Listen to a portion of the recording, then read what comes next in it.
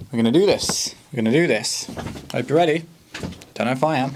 Right. So within the last year, it's come to my attention that there are quite a few people that are not happy with a very particular streaming service. That being Spotify. If you don't know, Spotify is a global digital audio streaming platform with over 700 million users, 100 million songs, about 7 million podcasts, and now over 300,000 audiobooks. Now that's a lot of audio to distribute. Spotify pits itself at the head of the table against Apple Music, YouTube Music, Amazon Music, and even Tidal, and more. So it's pretty safe to say that when you think of music streaming, you can think of Spotify. But why is it that so many people are choosing to walk away from Spotify and cancel their subscriptions, or are just not having a very good time with them? Well, it's quite a few things really, such as streaming royalty issues, issues with allowing AI-generated content like AI musicians and AI bands, and investments into the AI military. Now, for the sake of this video, I'm not going to go into the whole AI military thing. It's not my forte. I don't know much about it, and I don't want to talk about it. When I say that Spotify sits at the head of the table, I mean that it holds the highest number of users compared to its competitors. By the end of 2025, Spotify had over 713 million users worldwide, including 281 million of those being active subscribers. That equates to nearly 40% of their users paying a premium to listen to their music without ads. Now, compared to Apple Music with estimated 124 million active users, Spotify more than doubles that. Now, with Amazon Music, which is usually given out as a free bonus with any form of Amazon subscription or something like that. You know, you can usually get Apple Music tagged onto another thing that Amazon is supplying to you. Had approximately 55 million users by the end of 2025. Less than half of Apple. You can see where this is going. Following that, we have YouTube Premium, which has a music streaming platform within it, with 125 million active subscribers. But I'm unsure how many people are using that for YouTube Music, or whether they're using it as their premium service so they can watch long-form videos to fall asleep to and not have ads. So that's one that I can't really give a correct estimate on, but you catch my drift. So those are your heavy hitters of the main services, but there are also other ones like Deezer with 9 million users and Tidal with 7.2 million. The reason why I list all these services and the comparisons is because when you compare 700 million to 7 million, our highest to our lowest, you can come to a bit of a moral crossroads as a musician. It's no secret that it's really, really hard to make a living off of being a musician or musical artist in general. And any chance you get, you want to get paid for your music. This is where the moral crossroads comes in. So Spotify, being the leader in streaming that it is, it comes as no surprise when I tell you that their payment of their artists isn't that great. I'm using this as dollars because it's what the internet gives out, and most of these are American-based companies. Spotify pays $0.003 per stream, less than a cent per stream. Amazon Music pays 0.004 to 0.096 per stream.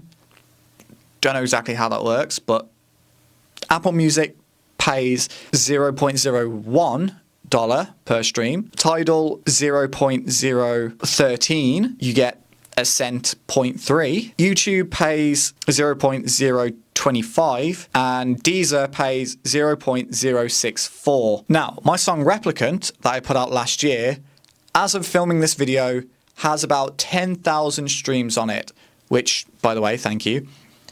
That equates to around $30 US. For a small artist like myself, 10,000 streams on any of my songs is an amazing achievement, and I'm very thankful for it. But $30 as well isn't a big payout. It's more than I've ever been paid for music before, which is great. But I've also not received that payout in any way, shape or form. Now, I've had a look online, and online it says that through Spotify you need to accrue a minimum of $10 before you receive any form of payout. Still to this day, whilst filming this video, I haven't received any form of payout, but I'm still trying to look into that. Now, this is where things get a bit iffy. In 2025, there was an article published by Finance Monthly stating Snoop Dogg claims he got $45,000 from 1 billion streams on Spotify. Now, from the title alone, surely that's got you thinking, hang on a minute, 1 billion streams for only $45,000? Snoop Dogg's a multi-millionaire. Like, surely he got more money from that, right? Well, he does. Snoop Dogg is a businessman, and he'll have income coming from multiple sources. So with some simple math, $0.003 times 1 billion streams is $3 million, right? Spotify did clap back, however, and create this little argument how the royalties of Snoop Dogg's music was shared evenly between its rightful shareholders. Now, Snoop Dogg's old and most famous catalogs were all part of Death Row Records, so you can easily assume, okay, well, that goes and gets split between whoever owns it and so on and so forth, and gets divvied down into everyone's pockets until it reaches Snoop Dogg. However, Snoop Dogg owns Death Row Records, and surely that would mean he would get a larger piece of the pie, right? I won't carry on with this too much because it's a lengthy article and I want to move on to other things to talk about. But if you'd like to read the whole article, it is down below in the description. As I mentioned earlier, Spotify holds over 100 million songs on their platform, available to over 700 million users at any time. This isn't just the case for your favourite pop artists and industry plants, it's also the case for lots of small and independent artists as well. I've spoken about this to several friends who are musicians, producers, or creatives in the scene and the industry, and also people that are just casual music listeners, because I wanted to get as many opinions and thoughts of this whole situation before I ultimately boiled it down to this. The majority of small artists, including those who are musicians, bands, and solo artists, still use Spotify as a platform as they have the monopoly on streaming. Now, yes, you can choose to boycott Spotify and take your music off of there and take your listening off of there and move to a different site. But when you compare audiences and those who are available to listen to what you're putting out there, you're comparing an audience of 700 million to 7 million at the smallest. You want to be on the bigger stage performing to more people. Now, there is an argument that you can make to having a smaller possible audience and getting seen by more people. The next point I want to talk about is AI in streaming. It's no surprise that in 2026, AI is becoming more and more frequent in our everyday lives, and it's starting to feel a little bit like we can't escape the eventual takeover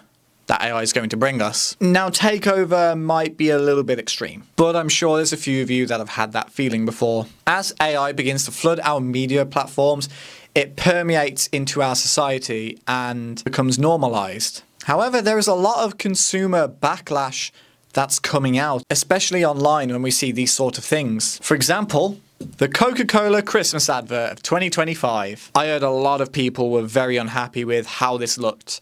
And I looked at it. I went on YouTube and I typed it in and I looked at it and it was horrible.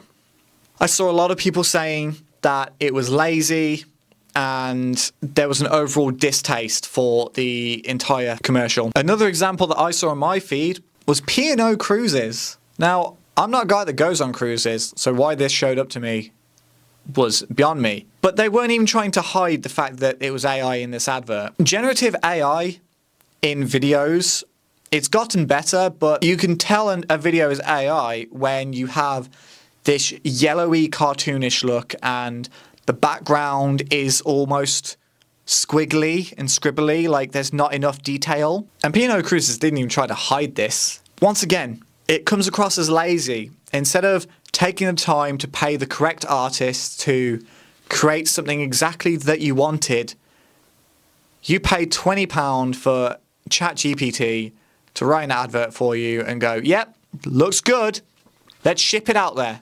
And then even locally, I saw plenty of AI generated images used for advertisement in my local city. There was a venue down the road that usually gets hired out for Christmas events and parties and all this sort of stuff.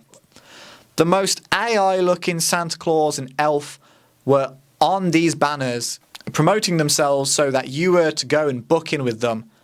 Personally, if I had a company and I needed a place, because they chose AI, I'd be like, no, I'm not doing it. But people don't think that way. People don't think the same way that I think. I mean, what happened to good old Shutterstock? Now, why do I bring this up? Why do I bring this whole AI malarkey up? It's because the naughty people at Spotify headquarters have allowed AI-generated music and artists to flood their platform and have given them a bit of a, let's say, social media boost. Now, because of this, Spotify have gotten into heat with their consumers over this allowed behavior of people uploading AI artists and then reaping benefits off of something that they haven't actually created. Spotify generally allows AI-generated music on their platform as long as it doesn't violate specific rules that they have in their agreements. This being that it doesn't infringe or violate any copyright laws, doesn't impersonate any existing acts or artists, or engages in any form of spam tactics. Now, for musicians who spend a lot of time creating, crafting, and mastering their music, there is a large feeling of unfairness amongst them. How I would compare it to is, imagine you are at work and you've spent the last week preparing a presentation because you're going for a promotion, and you spent the last week every night trying your best to create something and write something that is going to get people to look at what you're doing and go, oh, actually, he kind of knows what he's doing. Or make them sit there and think, okay, he's got a point. Maybe we should have a look at this guy and see what he has to say. And then you pitch it and put it out there, and then your boss comes around and says, I'm giving the position to my smartwatch. I give it, what? Wait, what? To my smartwatch? That's kind of the closest analogy that I can think of when it comes to comparing AI in Spotify to small artists, because it can take weeks and months to write a song. It can take minutes to type in a prompt and wait for something to be generated. And it's really not fair. Within the UK, it's pretty safe to say that our largest distributor of all media is the BBC. With multiple TV channels, radio stations, and more, they have control over a large amount of licensing. One of those radio slots is BBC Introducing, and it's a place where you kind of really want to be seen, or heard, I should say, as a new artist trying to break out. However, they also got themselves into a little spot of trouble last year, November 2025, when they featured and interviewed an AI artist known as Pappy Lamore. I hope I'm saying that. Who had admitted that their music is completely AI generated. Not only that though, they gave this fake, non-existent AI generated band the Artist of the Month title. That is absurd. You can imagine how much that upset a lot of people within the music scene. I would also like to say a quick shout out to the boys in Holding Absence, who are a UK-based band, for putting Spotify on blast and creating a list of lots of AI bands to blacklist and avoid from Spotify and other streaming services, so that you don't put money into the pockets of these people who have literally done less than the bare minimum to create music. Shout out to those boys. So what does this mean for the future of AI in the music scene, or the future of AI in general? Well, to start off, based on 2025 data, the AI industry has had over $1 trillion invested into its infrastructure. The current return on these investments are around $15 to $20 billion. That's pretty poor. You can work it out math-wise, but the difference between 1 million and a billion is far greater than you think. So the difference between 1 trillion and a billion, or 15 billion, I should say, can't even measure it. It's huge. Also, as a fun little fact that I found out, the computer company Intel has indicated that AI is not a good selling point for their products or their brand. It's not a factor that consumers focus on or care about when purchasing anything with AI in their systems. So what's happening is they're trying to push these newer computers and laptops and devices and pushing AI as a really big feature, but people aren't buying them, people aren't caring. That's pretty good to me. So with that sort of information and the amount of articles that are out there, there is an estimate that the AI bubble is set to pop either by the end of 2026 or some point within 2027, because there's only so much you can put into something and not get a return out. Any small business or any business will understand that. I have no idea what that's going to do for this economy, but that's not why I'm making this video. I'm making this video because of AI in the music industry. And yeah, there's just unfortunately a lot of things that come with this. Now, just before I end this video, I want to take a minute to kind of look at the lens from both sides with this whole AI thing. And I'd like to reference a podcast that I've been listening to recently and has shared an interesting view on it. Recently, I've been listening to the Rest is Science podcast, which features mathematician Hannah Fry and YouTube scientist Michael Stevens from Vsauce. And here's what Hannah mentioned. I'm going to finish on a note of optimism about AI and music because, okay, there's certain types of music, right, where it's like wallpaper, you know, like elevator music, just stuff that's going on in the background. And I think that that can very easily be replicated by artificial intelligence algorithms. But the key point of what we're saying here is that you cannot grab onto what makes something good. And so the only thing that really people are looking for universally is something that connects them with another human. And that is something that cannot be replaced. So in short, if you wanted some monotonous background music that could play in an elevator or a hotel lobby, then sure, AI could do something like that. Something that doesn't really mean anything, something that doesn't make you feel, something that doesn't make you want to listen to more. Just, you know, that background ambience that just fills a little bit of space. That's something that I guess AI could do, but you're never going to be able to replicate real human emotion with these AI tools and be able to understand the feeling that people make when making music. It's something where you can't bounce ideas off of AI and say, what do you think of this? And then AI turns around and says, yes, it's great, it's perfect. Because it's going to want to agree with you no matter what you say. Whereas if you to try something, show it to a friend and they go, yeah, it's all right, but it's not the best. There's just something personal you can get from talking to another person and bouncing an idea off and getting real criticism than something that actually isn't there. Now, I believe that AI can have its own little place in the musical industry, specifically in the plugin market. Now, if you don't know what a plugin is, it is basically an online instrument or tool that you can use whilst making music. For instance, instead of having a real guitar pedal like this noise suppressor, you can have one loaded up on your door, ready to go, so your raw audio that comes in can be mixed that way. There are a plethora of tools that can help people with very specific tasks in music, like removing background noise from an audio track, or tools that can listen to what you're recording and add a little bit of polish onto them. Or, if you think about it, autotune is one of the biggest AI tools in music because it takes what you've sung and corrects it to what it believes the supposed notes are supposed to be. So to wrap things up, do I like AI being used in the music industry to replace musicians? And do I like the fact that Spotify are getting away with all these tiny little naughty things? No, not at all. But there's nothing I can do about it other than choosing not to use these AI generative tools or support these AI generated media. And I believe that's something we can all do.